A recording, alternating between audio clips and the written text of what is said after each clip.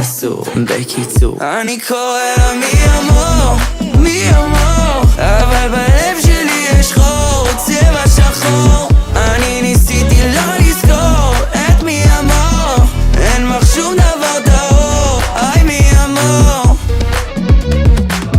עוד פעם את לא עונה לי, את והחברות, בלי מלחמה טוטלית, מי יישבר ראשון? אני לא יודע מה זה אומר לאבד אותך, בינינו החבל דק ותמיד זה מסובך.